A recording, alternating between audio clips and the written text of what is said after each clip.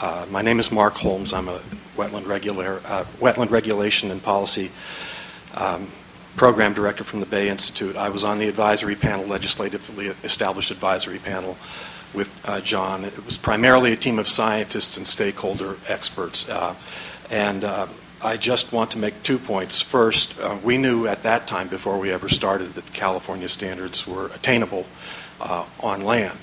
And so it's not a matter of whether the standards can't be met. It was a matter of whether they could be met shipboard. The advisory panel inquired at that time and suggested we look at land as a treatment option. And we, in retrospect, made the erroneous decision that we believed that shipboard technology was feasible, and we just needed to encourage the private industry to get into exploring that. And this was the fatal error that caused the delay, decided not to investigate land-based treatment. Now we're going back and doing that because 2 things have happened.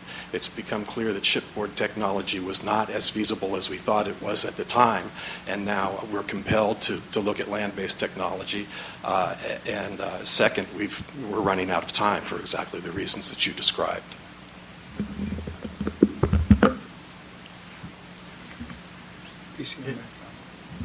Please. Yes, thank you. My name is John Berg with the Pacific Merchant Shipping Association. Yes, I have worked closely with Mark and other stakeholders.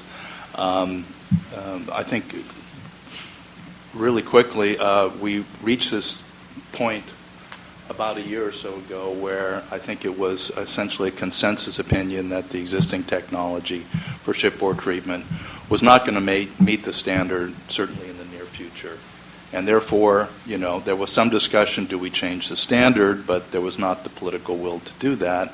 So instead, the decision was, let's look at what other option we might have that can meet this standard, and shoreside treatment seems to be one potential or viable option.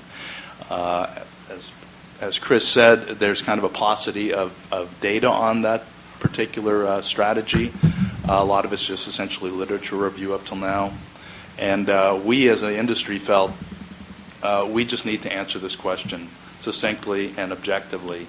And therefore we supported using our fees to pay for this study to get a good comprehensive idea of just what is possible from a short-side perspective. I do want to just point out one thing, though, that obviously this is a critical issue for California, but it's a critical issue globally. And our industry operates globally. So besides dealing with California, we have to deal with every other port in the country and in other places in the world. Because of that, our industry is moving at this point in time to the development, installation, and use of onboard treatment systems. Those treatment systems are geared towards meeting an international and federally adopted standard, as well as a standard that's been adopted by several other states in the nation, such as New York and some others. So that's going to happen regardless of what we do here. The only question then becomes, in addition to what we're doing for our onboard treatment systems, are we going to have essentially an additional obligation in California, since we're not probably going to meet the California standard with those systems, to instead pump that ballast water ashore? And hopefully this study will provide some answers to that. Chris, you mentioned that California was more vulnerable, more susceptible to this than other ports. Can you back that up with evidence? Yeah, there's several peer-reviewed scientific papers that show California as being sort of a hub of invasive species introductions, and it has to do with, we have 2 very active commercial ports. San Francisco Bay historically and the Delta have been hit pretty hard by invasions for various reasons. And there are no other ports in the world similar to that? Oh, no, I mean, it's a definitely a worldwide cosmopolitan problem. California is just unique in that we are big. We have 2 very active commercial ports. We have a very robust maritime economy, an ocean-based economy, and it's important. It's been important enough to the people of California that these acts of legislature have passed. And then there's also, on the other side, there's the scientific literature that shows from sort of an invasion biology standpoint it's a hub, and it's a hot spot, and species that come here then are transferred up and down the coast. And different from any other port in the world. Well, just different in the amount of traffic that we see statewide. One more. Go ahead, Mark.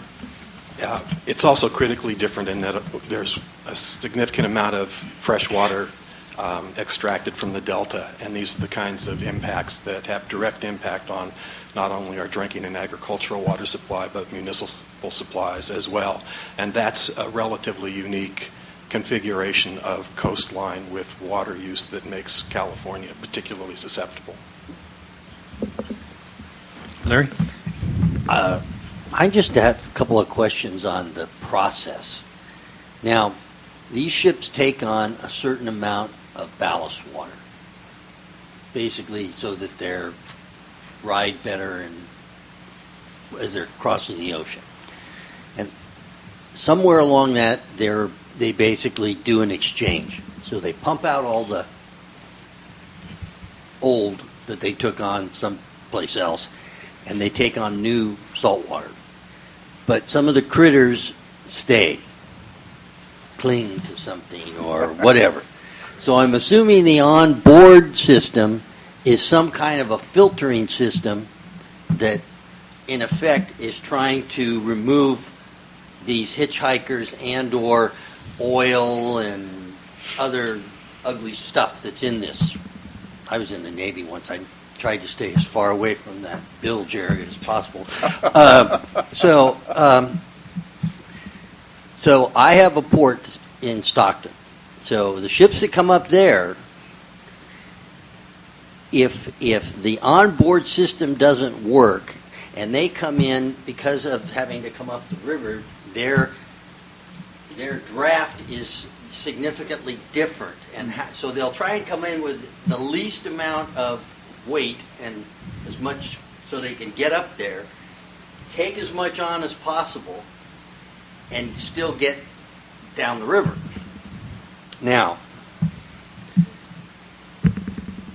I would need a shore-based treatment plant to offload whatever so that they could then take on a tonnage of whatever they're going out with.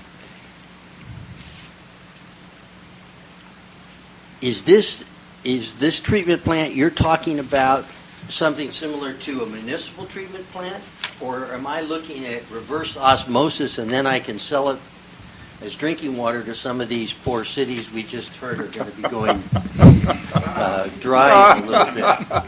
I'm just trying to figure out how we pay for this. So, I mean, how expensive is this on this land side treatment plant? I'm assuming if you had sufficient amount of ships, i.e. Port of Oakland, Port of Long Beach, L.A., and you would your economies of scale would work for you here. Whereas up here at the Port of Sacramento or in Stockton, you would have fewer ships and you'd have this huge stranded asset, but you needed to have it. From our perspective, that's what we're hoping the study answers, those exact questions, because it's an unknown at this point. You know, there was a study done by the California Association of Port Authorities about 12 years ago, and it was a small study per se. Hopefully this will be much more comprehensive. It did look at that, and it did identify the fact that because of economies of scale, a shoreside treatment would probably be less expensive on a per unit basis in a port like Los Angeles or Long Beach than a small port like Stockton or Sacramento. So that's probably going to be the case just because of economies of scale. But the fact of the matter is it's a statewide discharge standard. So essentially whatever we do is going to have to be operational pretty much statewide. It doesn't allow for one particular standard to be discharged at one port and a different one at a different port.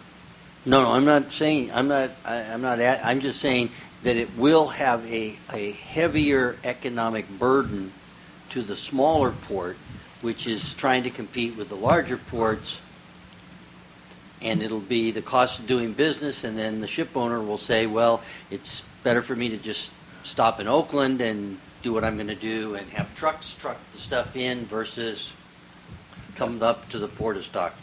That would be my guess, but as Chris said, I think that's something that hopefully this study can provide some.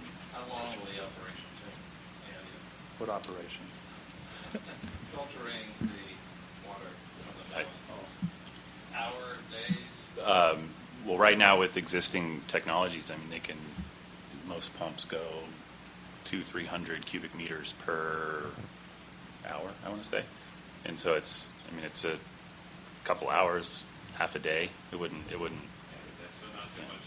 I mean, but again, that's one of those things, like, we don't really know for sure how it would affect ship operations. So that's something that the study will hopefully answer.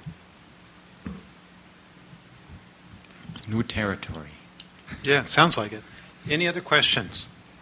Gentlemen, thank you very much for coming and bringing us up to date on this issue, and we'll look forward to some solutions in the near future. Reiner, thank you. You're going to be drafted back in the Navy. Aside Do we have any, now's public comment period. We do not have any blue slips. Does anybody wish to address the council? If not, then our next meeting is scheduled for February 27th. It'll be at the Holiday Inn here in Sacramento. Thank you all for coming. here in Sacramento or Meeting this adjourned. Holiday Inn? Yeah. Okay. The footage, eh?